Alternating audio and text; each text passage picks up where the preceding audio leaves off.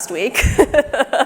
And one reason why might be the fight for abortion rights. As we know, in addition to a very important issue to many of us, it's also an economic issue. And so now we're here to talk about where do we go from here. Two members of the MPW Next Gen community weigh in on the emerging political map as we drill down on the power of women voters. Please welcome Andrea Hailey, Chief Executive Officer of Vote.org, and Carolyn Witte, co-founder and CEO TIA, for a conversation with Fortune's Michal Lev-Ram. Thanks.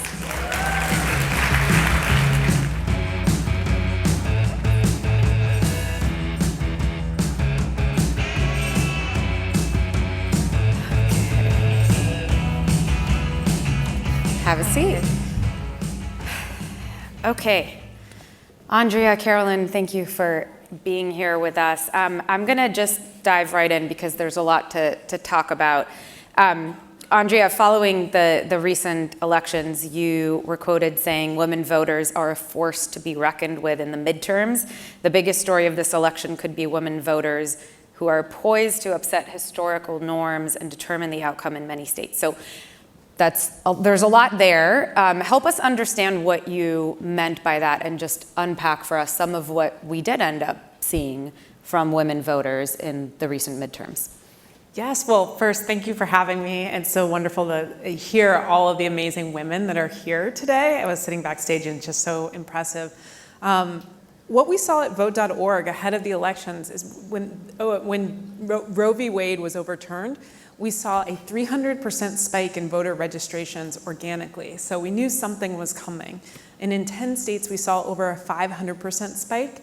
And in one state, Kansas, we saw a 1,000% spike in registrations. And the majority of these registrations were coming from women, in particular young women. So we knew that women were going to be a force to be reckoned with. This midterm election, we just saw over 100 million people participate. Women make up a large portion of the people who participated. I think we had 10 million more women participate than men. That's the entire size of like New York City. So women were a force to be reckoned with, and in the entire campaign season, we kept hearing, well, will women care? Will they show up? Will they not? And I think that the answer was just decisively given. Carolyn, I'm going to go to you. What do you think in hindsight now? And actually, maybe just explain what your company does real quick. I think everybody's familiar with Vote.org. You guys all vote? Raise your hand. Yeah? Okay, good. Good. Carolyn, can you just explain real quick what your company does? Sure. So it's so great to be here. I'm Carolyn Witte, the co-founder and CEO of TIA. We are a care delivery company defining the new standard of care for women and deliver comprehensive whole women's health care for women that's inclusive of abortion care. So we've been following this issue closely and really tracking what we do at TIA, what we see our patients want, what women across the country want, and how the link between women's health, women's rights, women's role in elections is so important, and excited to talk more about that. Yeah, and so on that note, what do you think, again, in hindsight here, and I know there's some things are still being teased out here, but in hindsight, what did the pundits and the polls get wrong when it comes to reproductive rights, women voters, and general voters, not just female voters? Yeah, so I think the pundits and the polls made the same mistake that is commonly made by those in government and those that work in healthcare. They failed to actually listen to women. It starts pretty basic. If they had listened to women, they would have known that for 76% of women in this country, we believe that abortion should be legal, and that we should expand access. And I know this, and my company knows this, because we ran a national survey in the lead up to the elections that demonstrated this. Mm-hmm. And we start building a new model of care by doing what other people aren't doing, which is actually listening to women. So for that reason, it wasn't surprising at all. What do you think? I mean, we did get a preview, by the way. You mentioned Kansas. This was just a little bit earlier. We saw not only the engagement, these incredibly high numbers of voters who turned out, but we also saw the outcome, that it was voters overwhelmingly rejected an amendment that would have struck abortion protections in the state's constitution.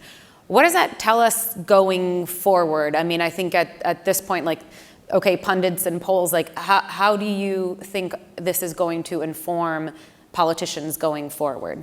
So a couple of things I think we can learn from this. So first, we saw that in every state where abortion was on the ballot, voters passed to keep it legal or expand access. So I think this is a really, really strong indication of something, again, that we've known for a long time, that for the vast majority of Americans, both women and men, we believe that abortion should be legal. And so I think we're gonna see that trend at the state level, even in states like Kansas where you may not expect this, prove out, in that same pattern. The second thing is it's not just about healthcare policies. The centricity of this issue can actually sway elections more broadly. And we saw this in the way that women showed up and cast their votes for Senate candidates, governor's candidates that represent their views when it comes to abortion, reproductive health, and healthcare more broadly. In swing states like Michigan, Pennsylvania, and Arizona, a state where TIA serves thousands of patients today and has been a very restricted state when it comes to reproductive health care, we voted in the pro-choice candidates at the Senate level and at the governor's level. And so I think if we look at the results from last week's midterms and cast that forward to 2024, it's clear that candidates on both sides need to walk the talk and actually deliver on women's health care as a critical part of their agenda to get women's votes in the next election. I want to get to any questions or comments from the audience, so please be thinking, and I'll turn to you guys in just a second. But Andrea, anything on your end? Same question. I think there's a through line here between the issues women care about and why women came out to vote this election cycle, and basic American freedoms too. Much like reproductive rights, the right to vote and access to the ballot box, that's supported by over 70% of the US population, period. So really what we saw is that extremism was also a motivation. In places where, in Georgia, let's say, where you've had voter suppression laws that were passed, in other states where voter suppression laws were passed, you saw people overcoming that overwhelmingly to get out and cast their ballot anyway, despite those. And I think we have to look at all of this as part of the same through line. If there's one thing Americans really don't like, it's having a fundamental right taken away or threatened. So I think that when we look at our democracy and reproductive rights, they all kind of go hand in hand. Questions, comments from the audience, please raise your hand. We'll bring a microphone over to you. We've got one right over here. It's coming to you. It's coming. If you could introduce yourself, please. Hi, my name is Keisha, and I was on the hike with you. We had a good time. So it's very timely. I live in Atlanta, Georgia, and it's been a very interesting place politically. We did get a strike down of the 6-week abortion ban today by a Fulton County Superior Judge. That's my county. I've been voting and an activist. However, we also, Stacey Abrams lost her race for governor. And if you look at the statistics for voters, the women voters in Georgia, the patterns look a little bit different, and they're not all pro-choice. And so I guess my question really is, I'm a liberal, I'll just put it out there, it's fine. And I'm in public health, so I believe in it. But when you live in a state where you can see that across the spectrum of women voters, it's not purple, it's blue and red in Georgia. I guess my question or comment is, what would you say in terms of being able to establish some common ground or middle ground in some of these states where it's really kind of a polarizing issue? And we saw a lot of women who were voting so that abortion would continue to be banned in the state, based on their votes for the Senate, we're in a runoff, based on their vote for governor, and based on the fact that we've got a very, very red state government as well. Great question, thank you. I think there's a double-edged sword here.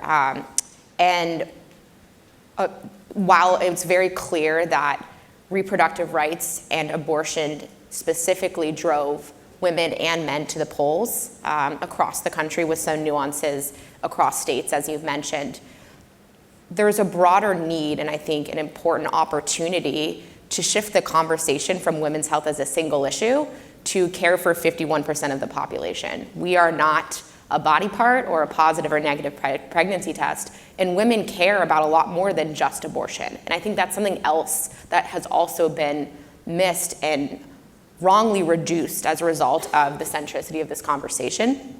And so I think in particular in states like Georgia, where there is perhaps more polarization when it comes to abortion, it's critically important that we shift the conversation from women's health equals abortion to women's health is care for half the population. That's mental, physical, reproductive health care. How can we drive alignment around that?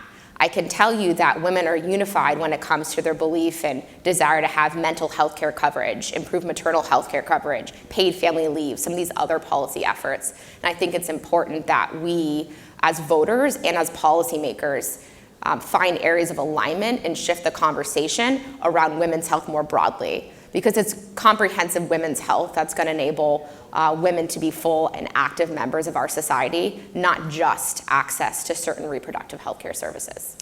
I think we see the same thing in democracy work, where how we talk about these things and how we make sure that we are reaching out and sharing values with people instead of being against people, instead trying to find commonality and common ground. Democracy, for instance, polls incredibly low.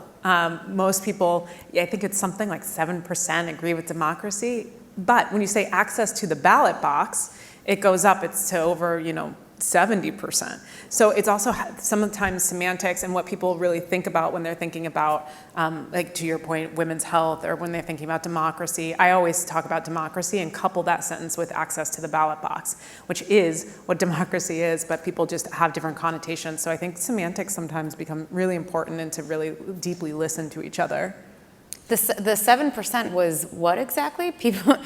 There was a poll, did any of you see it? There was a poll in the New York Times, it came out and it said that Americans, something around like Americans don't like democracy or that they don't believe in democracy. But how you phrase questions really matters because people's concept of what a democracy is or what democracy means is different. Some people across this country don't know exactly what we're talking about when we say preserving democracy is so important, but they sure know what you're talking about when you say your right to access the ballot box, which everybody for the most part agrees with and wants to have a voice in their local community. And so how we discuss things, whether it's abortion and women's health or democracy and access to the ballot box, really does matter in how we're communicating. And for remembering that we're not just communicating to people specifically in this room, but to people all across this nation. Other questions or comments, please raise your hand. Elise, come on. You always have something to say. We've got one back there, if you could introduce yourself. Yes, hi, Sansia Dali, RFK Human Rights. On the topic of sort of voting access, how are your organizations actually tackling that as an issue in order to dismantle some of the challenges that racial or ethnic voters have? If we look at the block of women as a gender-based voting block, how do they have access to the ballot box? Just very curious around how you're tackling that in your organizations. Thanks. It's interesting.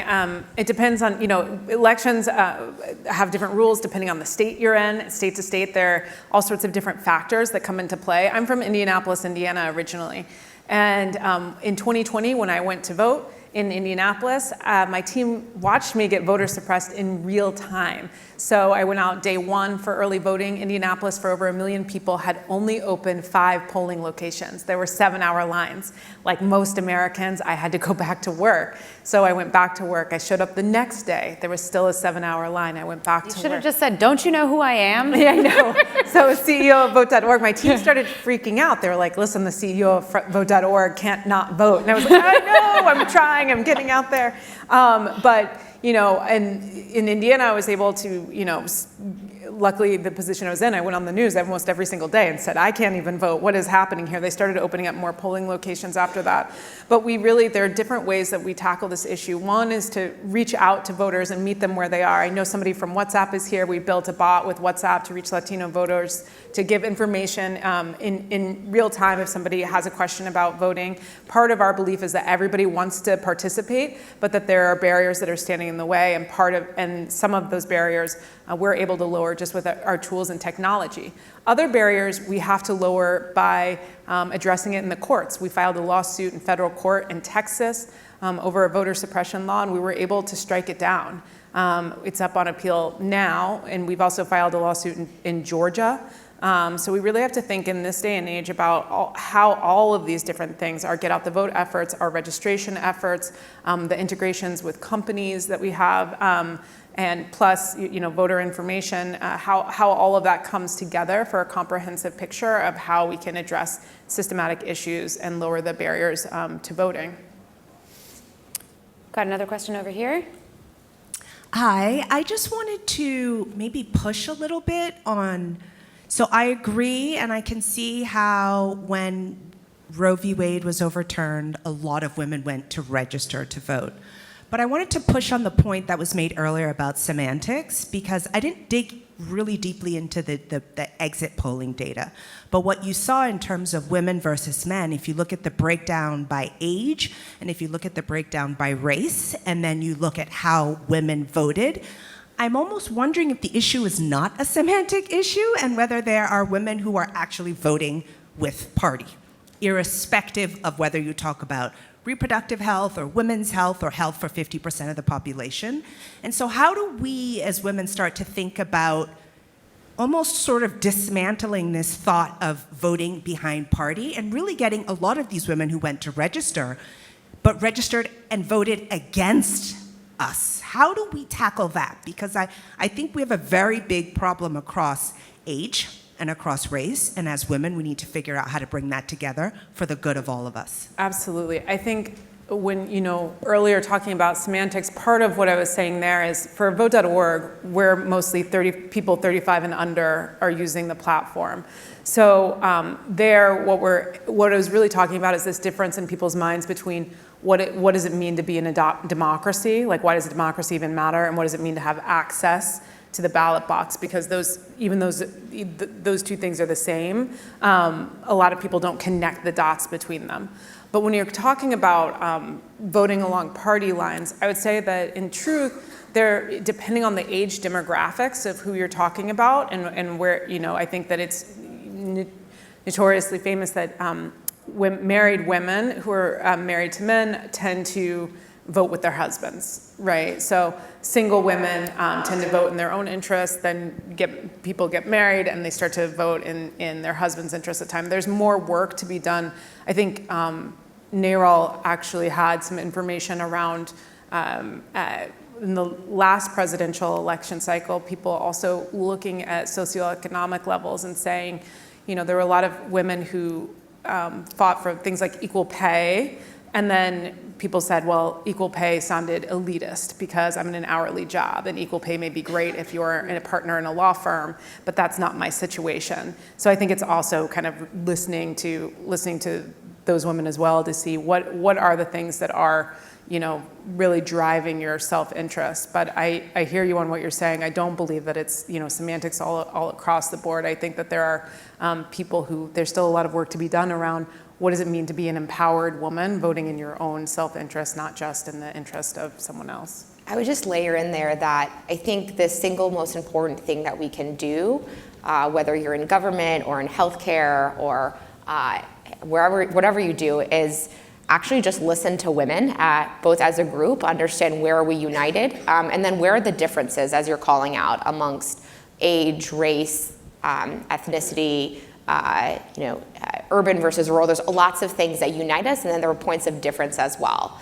And I think what's been fundamentally missed by, frankly, politicians within both parties is actually understanding the economic and political weight of women in this country and the centricity of things, from women's health to women's rights to women's ability to participate fully in our society. And we need to shift, the government is built by and large by men, our healthcare system is built by and large by men. And if we actually take a step back and say, let's listen to what real women want and understand that, not based on party line, and actually enact policies in service of what real women want, then I think we have an opportunity to make real progress and connect those dots in more meaningful ways. Well, Carolyn, Andrea, Andrea, excuse me, thank you so much. We look forward to having you, both of you, back in 2024 and hopefully before. There's lots more to talk about. Thank you. Thank you.